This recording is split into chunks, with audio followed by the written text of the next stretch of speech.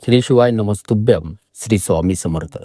बघतो, आज मी जे बोलणार आहे ते भाषण नाही, ते कथाही नाही, तो उपदेशही नाही, तर ते अनेक घरांचं रडणं आहे.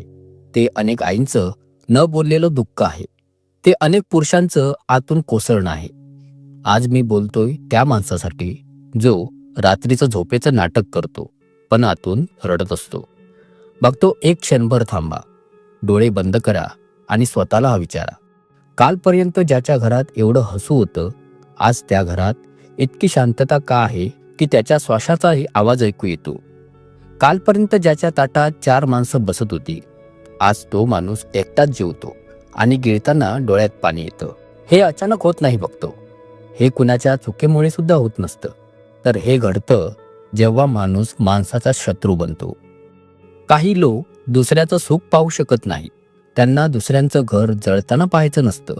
त्यांना फक्त समोरच्याचा दिवा विझलेला पाहायचा असतो. त्यांना तुझा पैसा नको असतो, तुझी इज्जत नको असते. त्यांना फक्त तुझं समाधान नको असतं.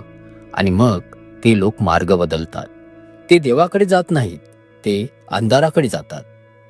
बघतो, करणी म्हणजे काय माहिती आहे का? तर करणी म्हणजे तुझ्या हसण्यावर ताळा बसणे, तुझ्या मनावर वजन, तुझ्या घरावर सावळी म्हणून राहणे. केस, पायाखालची माती, घातलेले कपडे, चप्पल या गोष्टी उचलून कोणी तुझ्या आयुष्यावर घात घालतो आणि तुला कळत सुद्धा नाही की तू का कोसळतोयस. बघतो, सगळ्यात जास्त रडवणारी गोष्ट कोणती माहिती आहे का? ती म्हणजे याचे कारण कळत नाही. डॉक्टर म्हणतो रिपोर्ट नॉर्मल आहे, तरी सुद्धा शरीर का थकतं? देवळात जातो तरी मन शांत होत नाही. घरात बसतो तरी छातीत धडधड. रात्री झोपायचं म्हटलं की डोळे मिटतात पण झोप येत नाही.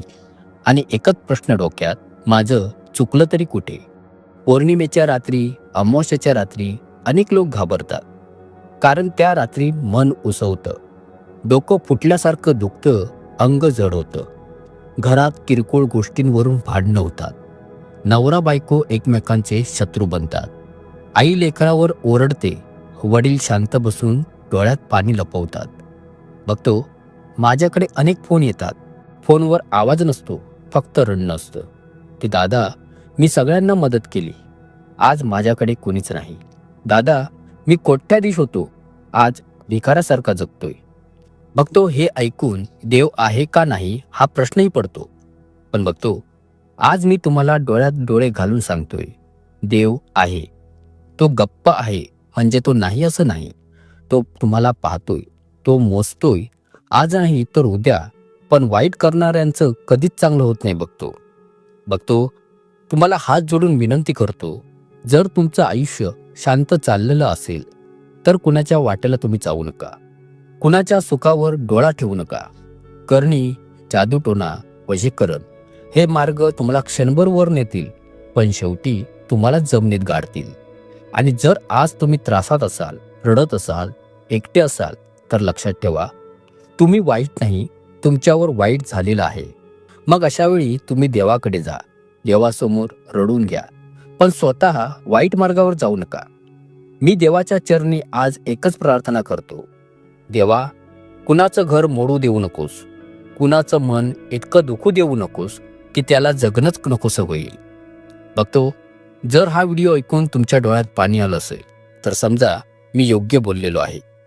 बघतो, या सांगण्याच्या मागे तात्पर्य काय की काही लोक मत्सरपोटी जादूटोणा, वशीकरण, स्तंभन अशा गोष्टी करून चांगल्या माणसांचे आयुष्य उद्ध्वस्त करतात. जे लोक शांत, हसतमुख, देवधर्म करणारे असतात, कुणाचे वाईट न चिंतणारे असतात, त्यांच्यावर असा अन्याय होतो. काही शेजारी किंवा नातेवाईकांना दुसऱ्यांची प्रगती सहन होत नाही. ते मोठेपणाच्या, पैशाच्या किंवा ईर्षेपोटी करणी करतात. करणी हे 3 अक्षरांचे शब्द असले तरी त्याचा परिणाम फार भयंकर असतो. बघतो, पैसा अडका, इज्जत, मान मर्यादा, आरोग्य, नाती सगळं काही ओढून नेलं जातं. वशीकरणासाठी केस, पायाखालची माती, घातलेले कपडे, चप्पल, बूट अशा वस्तू वापरून केली जाते आणि संपूर्ण कुटुंब उद्ध्वस्त केलं जातं. पौर्णिमेला आणि अमावस्येला हा त्रास अधिक तीव्र होतो. माणसाचं भान हरपतं, घरात सतत भांडणं होतात. नवरा बायको, आई वडील, भावंड एकमेकांशी विसंवादात जातात. अचानक आजार, अपघात, मानसिक त्रास, कामात अपयश, कर्ज वाढणं, प्रोजेक्ट फसणे असे अनेक दुष्परिणाम दिसतात बघतो. पैसा येतो पण टिकत नाही, कर्ज मात्र वाढत जातं. बघतो, हे लक्षात ठेवा, देव डोळे उघडे ठेवून बसलेला आहे. जर तुम्ही देवाच्या नावावर वाईट कृत्य करत असाल तर त्याचे परिणाम तुम्हालाच भोगावे लागतील. नीतीने देवसेवा केली तर देवाचा आशीर्वाद नक्की मिळतो. माझ्याकडे अनेक फोन येतात. कधी काळी कोट्याधीश असलेले लोक आज भिकारी झालेले आहेत. वेळ निघून गेल्यावर पश्चाताप करून काहीच उपयोग नसतो बघतो. म्हणून मी एकच विनंती करतो, कुणाचा तुम्ही वाईट करू नका.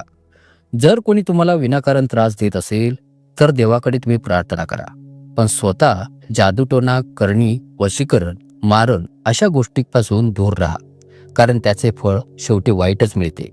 कुणाचं वाईट करणं शेवटी स्वतःलाच घातक ठरतं. आणि हे सत्या धावजी पाटील यांच्या भक्तांचे शब्द आहे. नवीन असाल तर चॅनलला सबस्क्राईब करा, लाईक करा, शेअर करा. कोणालाही करणी, बांधेलपणा किंवा इतर मानसिक किंवा आध्यात्मिक त्रास होत असेल तर तुम्ही जास्तीत जास्त आध्यात्मिक मंत्रजप किंवा अध्यात्माचा अभ्यास करा. मंत्रजप करा, आईसमोर बसा, देवासमोर बसा, देवावर दृढ विश्वास ठेवून त्याची सेवा करा. मंत्रजप करा, त्याचा जप करा. तुमचे सर्व प्रश्न मार्गी लागतील. व्हिडिओ लाईक करा, शेअर करा, जेणेकरून कदाचित तो कुणाचा जीव वाचवे. कारण वाईट करणारा कधीही जिंकत नाही आणि सत्य कधी हरत नाही. आशा करतो तुम्हाला हा व्हिडिओ नक्कीच आवडला असेल. खूप खूप धन्यवाद.